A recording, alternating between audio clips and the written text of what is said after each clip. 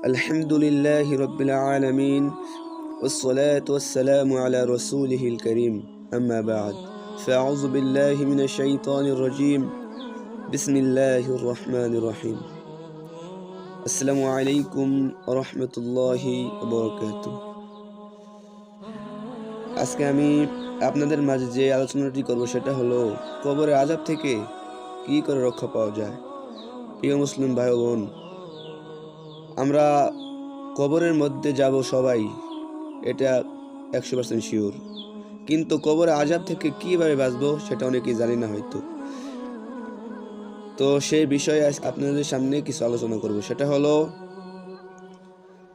যে রাতের বেলায় নিয়মিতভাবে সূরাতুল মুলক তেলাওয়াত করবে।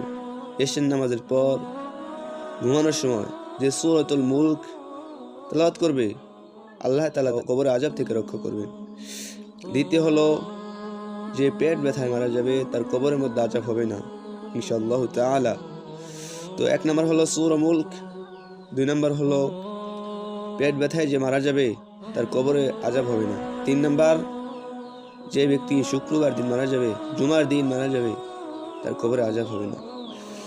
তো আমরা কোন দিন মারা যাব, কিভাবে মারা যাব আমরা জানি না। আর আমরা পেট ব্যথা মারা যাব না শুক্রবার দিন মারা যাবে সেটাও কিন্তু জানি না। কিন্তু সহজ কোনটা, সেটা হলো সূরাতুল মুলক। এটা কিন্তু সম্ভব ভাই, যদি আমরা চেষ্টা করি সূরাতুল মুলক প্রত্যেক রাতে পড়ে ঘুমাতে পারবো ইনশাআল্লাহ তাআলা।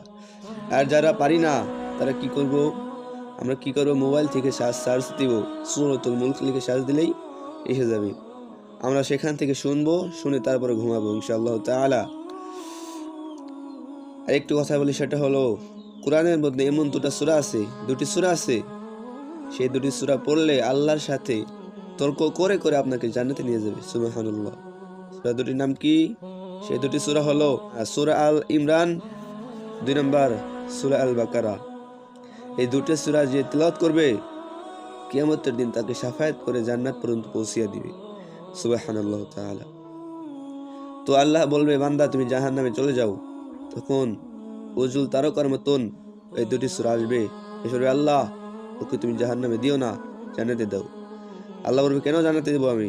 সূরা দুটো বলবে, আল্লাহ রাতের বেলায় ঘুমায় নাই, দিনে ঘুমায় নাই, দিনে সব সময়, রাতে সব সময় আমাদেরকে তেলাওয়াত করছে, আমাদের প্রতি একটি মহব্বত থাকতো, আল্লাহ তুমি তাকে মাফ করিয়ে দাও।